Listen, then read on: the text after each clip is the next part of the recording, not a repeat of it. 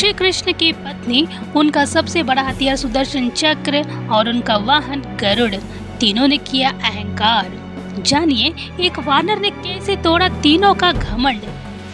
दोस्तों, हिंदू धर्म में भगवान श्री कृष्ण को पूर्ण पुरुषोत्तम कहा गया है, लेकिन क्या आप जानते हैं कि एक समय ऐसा आया था जब स्वयं उनकी सबसे प्रिय रानी सत्यभामा को उनके सबसे शक्तिशाली अस्त्र सुदर्शन चक्र को और उनके वाहन गरुड़ को घमंड आ गया था। रानी को अपने सौंदर्य और प्रभु के प्रति प्रेम पर, गरुड़ को अपनी गति और शक्ति पर और सुदर्शन चक्र को अपने अचूक बल और अभिमान पर था। लेकिन प्रभु अपने भक्तों का अहंकार कैसे रहने देते? तब कृष्ण ने एक ऐसी लीला रची जिसमें उन्हें एक ऐसे भक्त की जरूरत पड़ी जो शक्ति में भी महान हो और विनम्रता में भी। और यही होती है महान हनुमान जी की एंट्री। आज हम जानेंगे कि कैसे हनुमान जी ने श्री कृष्ण के एक इशारे पर न केवल कृष्ण के द्वारका महल में प्रवेश किया, बल्कि अपने सरल स्वभाव और अटूट भक्ति से एक एक करके इन तीनों के अभिमान को मिट्टी में मिला दिया। यह कहानी सिखाती है कि सच्ची शक्ति भक्ति में, न कि बाहुबल और सुंदरता में। तो चलिए शुरू करते हैं भक्ति और अहंकार के इस अनोखे टकराव की कहानी। भगवान कृष्ण द्वारका में रानी सत्यभामा के साथ सिंहासन पर विराजमान थे। सुदर्शन चक्र और गरुड़ भी वहां उपस्थित थे। रानी सत्यभामा ने बातों ही बातों में श्री कृष्ण से पूछा, प्रभु, त्रेता युग में जब आपने राम के रूप में अवतार लिया था, तब सीता आपकी पत्नी थी। क्या वे मुझसे भी ज्यादा सुंदर थी? भगवान कुछ कहते इससे पहले ही सुदर्शन चक्र ने कहा, प्रभु, मैंने आपको बड़े बड़े युद्धों में विजय दिलवाई है। क्या संसार में मुझसे अधिक शक्तिशाली भी कोई है?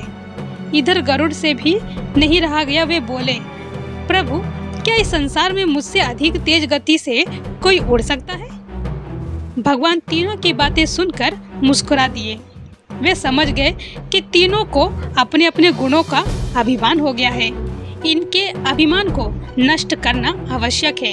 उन्होंने गरुड़ से कहा, तुम हनुमान के पास जाओ और कहो कि भगवान राम माता सीता के साथ उनकी प्रतीक्षा कर रहे हैं। फिर उन्होंने सुदर्शन चक्र से कहा कि तुम महल के प्रवेश द्वार पर पहरा दो। ध्यान रहे कि मेरी आज्ञा के बिना महल में कोई प्रवेश नहीं कर पाए। फिर सत्यभामा से कहा कि आप सीता के रूप में तैयार होकर आ जाएं। श्री कृष्ण ने भगवान राम का रूप धारण कर लिया। तब गरुड़ ने हनुमान के पास पहुंचकर कहा, वानर श्रेष्ठ, भगवान राम माता सीता के साथ आपसे द्वारका में मिलना चाहते हैं। आप मेरे साथ चलिए, मैं आपको अपनी पीठ पर बैठाकर वहां शीघ्र ले जाऊंगा।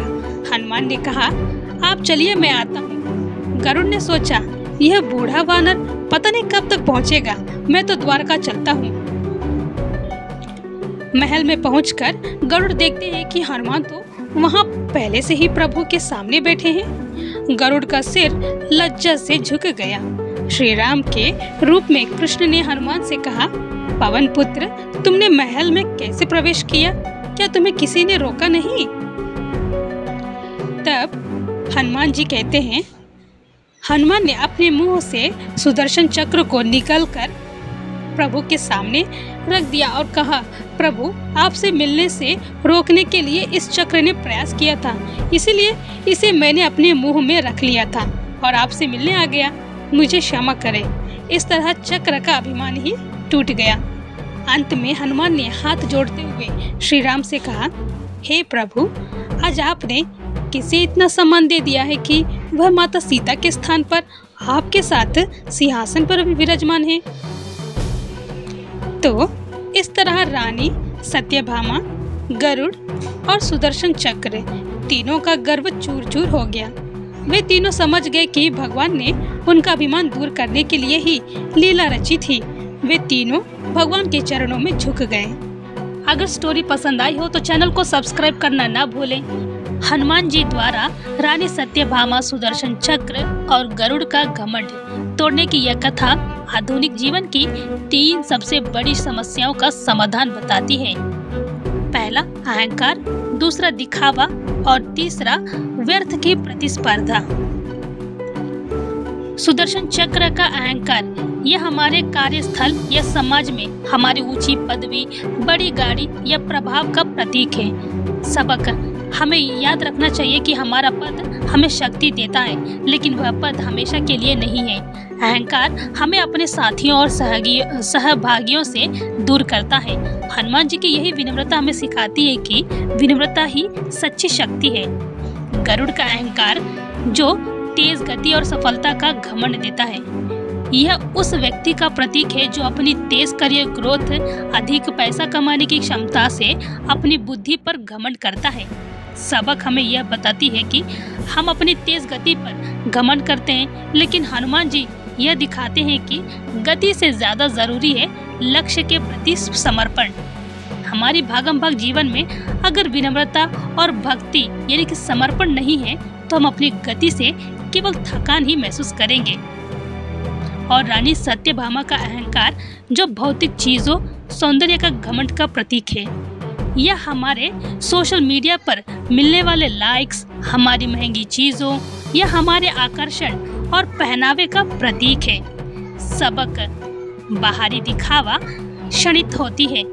हनुमान जी का सरल सहज रूप यह सिखाता है कि आंतरिक मूल्य यानी कि हमारी इनर वैल्यूज सबसे ज्यादा मायने रखती है और बाहरी की चमक दमक से हमें अपने चरित्र और गुणों को बेहतर बनाने पर ध्यान देना चाहिए, ना कि बाकी। आज की कॉम्पिटिटिव दुनिया में हर कोई खुद को बेहतर साबित करने की होड़ में है।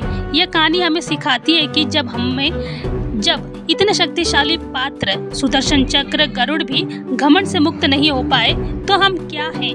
हनुमान जी का सहज भाव हमें सिखाता है कि चाहे आप कितने भी सफल हो, जमीन से जुड़े रहना और विनम्रता बनाए रखना सबसे जरूरी है।